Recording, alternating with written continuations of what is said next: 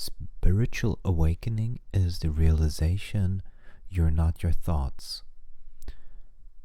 But it's not only the realization that you're not your thoughts, it is the letting go of any other concept as well. If you think of anything, consider it like a house that is being built with its foundation.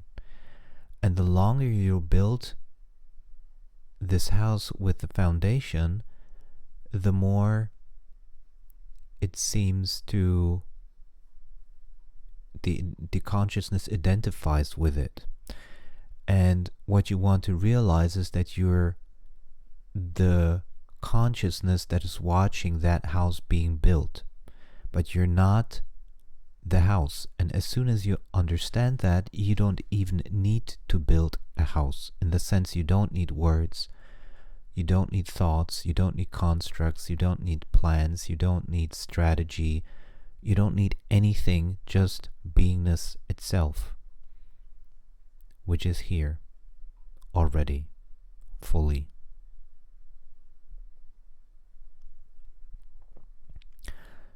And then there comes a realization.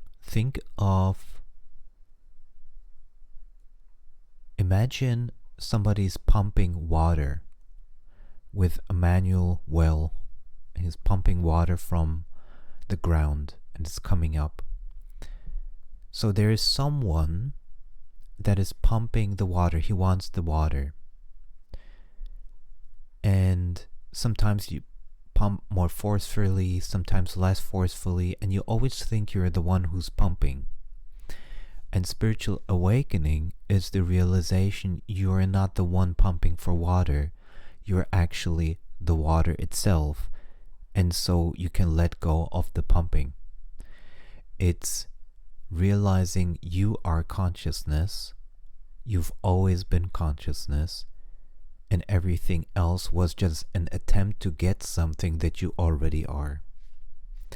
So instead of using words, constructs, thoughts, emotions, desires, beliefs, memories, anything that comes up that is observable, you let go because you realize you are already that. And seeing that very clearly, knowing that you don't need to put these things together anymore in order to construct a house. For example, okay, tomorrow is going to happen this, then I need to do this, and then this is probably going to happen. This is where you start to construct a house. It's like one thought built on top of the other. And spiritual awakening allows you and shows you by letting go that you can discard any of it. Or consider it like you're running a company right now with all kinds of departments, marketing department, research development, bookkeeping of future and the past. And you just one day, with spiritual awakening, you can let go of everything. You can let go of the marketing department. You're closing down the whole company. You're even closing the building. You're destroying the building. There is nothing left. Everything is being thrown out of the window. Nothing is left. So the only thing that remains right now, right here, right now, right here, what is the only thing that remains? Pure consciousness. The never changing pure consciousness. And that's your true self. And in order to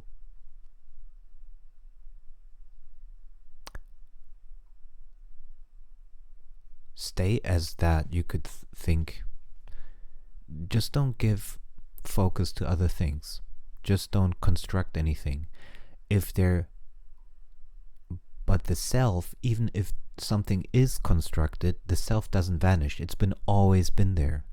It's right here, right now. It's not something you created. It's been always there because you've always been it. And you don't hold any expectations on it as well. It doesn't need to lead you to happiness. It doesn't need to lead you to love. It doesn't need to be anything specific. It doesn't have a form, a quality, nothing. So you just rest as self. And you don't pressure yourself, because it doesn't become more by pressuring it.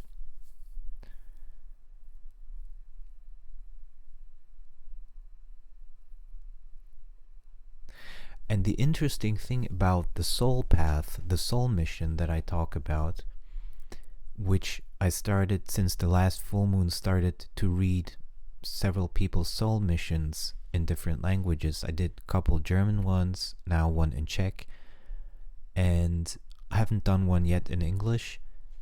The soul mission is kind of like the energy that the incarnation came to Earth with certain parameters, which allows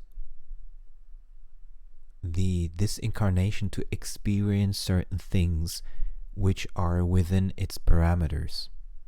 Let's say, to give you an example, if you are a woman, you're not going to feel how it is to be a man. If you feel like a woman, you're not going to feel if it's how it is to be a man, unless it's in your soul mission. But for normally, biologically, it's not in your experience. Also the other way around as well. Or you're not going to feel how it is to be a dog, to give it more extreme, because you're incarnated as a man or a woman. So that's a parameter for your soul that's been set. And so the soul, this incarnation with the parameters which are set for the soul, only allow you to experience certain things. And it is good to know which of those parameters, what the soul mission, the soul plan really is, in order for you to not have to fight with it. In a sense, if it's not in your soul plan to be, let's say, world famous, and there's nothing that will make you world famous, let's say, then you don't need to fight to become world famous. If it's not in your mission, in your soul plan to have children, then you don't need to fight to have children. And this allows you to let go even more and just let things flow as they are without having to fight with it. But there is also a certain karmic load that comes with the soul plan, which allows you to clearly help in clearing that karma slowly. So you don't need to do much more than that, basically. And that allows you to let go and not have to fight. Because most people fight with their soul plan. Their soul has a different energy than their conditioned self. The conditioned self says, oh, I need to become a doctor, engineer, I need to be successful, I need to become this and that, do this and that. But the soul plan doesn't have that maybe in your soul plan. For some it does, for many it doesn't. And that's the important thing, to learn to not fight with the soul plan, because then you will be frustrated your whole life.